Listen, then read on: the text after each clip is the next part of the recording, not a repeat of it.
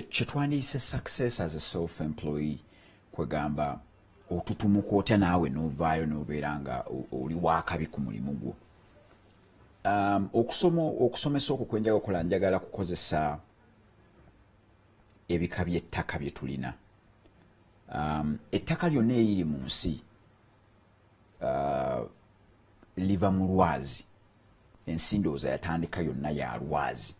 Naye buli lwazi lwe lubetentuka luvaamu ettaka lino lye tulina bulijjo. So ebika by'ettaka ebimanyikiddwa biri bisatu. Waliyo kye bayita sand soil oba ogwandibadde ng'omusenyu, ezo ziba mpeke ennene. Waliyo kye bayita silt soil, empeke ezo zirina engeri gye zeemenyamu ne zibeera nga tezikyali nnene naye nga zikenderedde ddala ne zifuuka silt. Then ne clay soil, clay lye lifuuka ebbumba. Ettaka liba lyebetentese nnyo nga particles zikenderedde ddala nga lyekutte.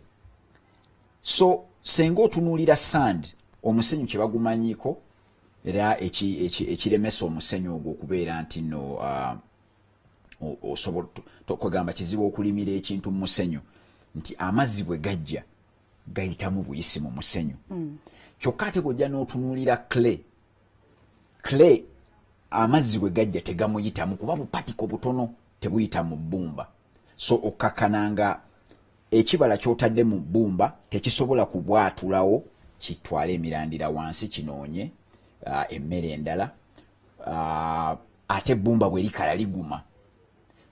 Naye waliwo ekika ky'ettaka lye bayita loam soil, so twalisomako nga tukyali bato.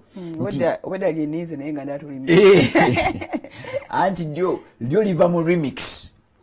Omusenyu bwe gwegatta ne silt ne gwegatta ne bbumba ne mujja ne mwegattamu ekirungolungo eky'ebintu ebyagala ovundavunda ebyo bye bayita humus, tufuna ekika ky'ettaka lye bayita loam soil.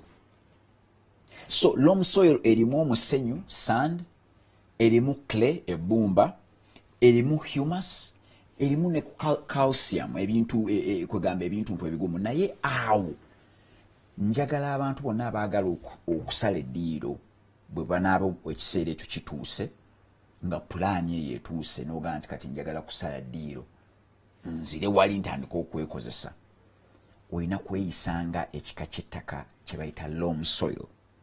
Otya nti loam soil erina paati ya sand amazzi gagiyitamu. So olina okubeera nga amatuugo maggule, ebirowoozo bikuyitemu, mu luzungu kye twandiise open mindedness. Amatu ogaggula n'amaaso n'ogaggula, ebintu bikuyitemu nga bw'olaba omusenyu ebintu biyita mu musenyu. Oba okitegeera gy'onookoma okubeera ng'otambula ng'oli open minded, ojja kubeera kwegamba nga bw'olaba idea, bwe bakuleetera idea ne bagamba niwaye ekyo nga tekikola, oyinza okugezaako ekyo kye bagambye ekikola ng'oli open minded, kugamba nga bw'olaba omusenyu ng'okkiriza ideas kuyingiremu. Kyokka ate era okubeera open minded kwogatta okubeera clay kwe kubeera omanyi clay quality gyalina tali porous, bupatiko obw'ebbumba bwekutte nnyo nti amazzi tegayitamu buyisi, gasererako oba gatuula butuuzaawo. Bw'onoobeera self-employed ng'osazeewo weekozese, njagala bwe kituuka ku ssente weeyisenga ebbumba nga ssente tezikuyitamu buyisi. Okitegeera kubanga ebbumba bw'olitunuulira ne baliyiwako amazzi, amazzi gabeerawo, amazzi okuyita mu bbumba luba lutalo. So bwe wandibadde nti ozze mu self-employment, ssente gwe musaayi gwe gukubeezaawo, wasalawo weevugire pikiyo, bwe kukuba gwe wejjanjaba, bwe ggwamu amafuta gw'ogagula, bwe ddugala gw'olina okugyeyoleza. Okitegeera gw'omanyi gy'olaga n'engeri gy'onootuukayo. Kati toyinza kukkiriza ssente bwe zijja zikuyitemu buyisi.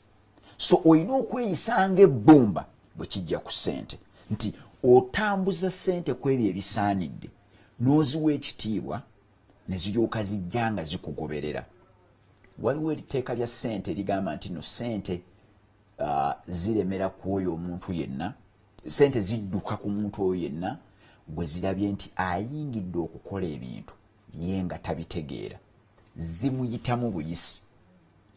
Bw'obeera nga babadde bakyakozesa nogaaka ogende weekozesa ne baga bino bye bifuna nga tobirinaako idea, gwe n'okwata bukwasi ssente n'obisaamu, ssente ziga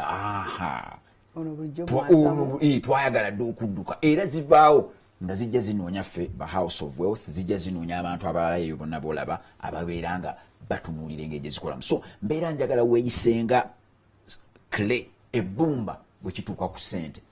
Kyokka ate bwe kituuka nakugamba nti clay alimu ekintu kye bayita humus. Humus byebyo ebintuntu ebikoolakoola biba byagala kubanga ebivunda. Tumuyite nakavundira. Ng'ontaasiza. Ndi mulimi. Kati oyo nakavundira oyo. Humus, ekigambo eky'oluzungu kye bajja mu humus bakiyita humidity.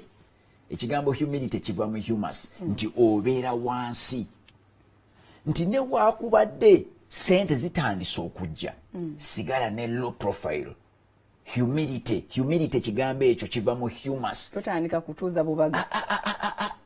Munywe on the house. Zigenda okufubutuka emisinde ssente kasita zinaakumanya nti okola, sigala nga weeyisanga humus. Nti humus ekyo ekigambo kiva mu Lulatini ne kijja abazungu bwe bakikwatako ne bakiyita humidity.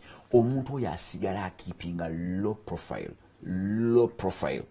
Bw'onoobeera ne low profile kigenda kukusobozesa okujja ku mukolo n'otuula ku mukolo n'otayagala kupuleejinga zisinze z'abalala, osigala ne low profile.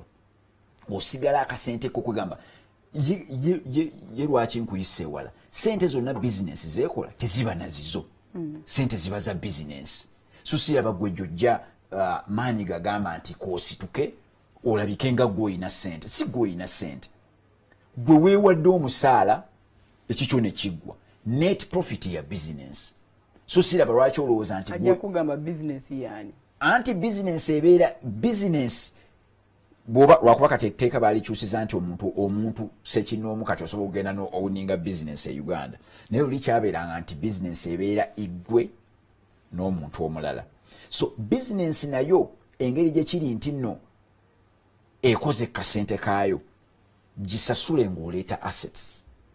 Bw'onoozijjamu ssente zonna n'otabeera ng'okipinze low profile, gwe ne weegulira amayumba, gwe ne weegulira amamotoka, gwe ne weezimbira amayumba ag'akabi, gwe gana obeera nga gwe waakabi, oli waakabi, nga bizinesi yo tefuuse yakabi, ogenda kumaliriza ozzeeyo bakukozese.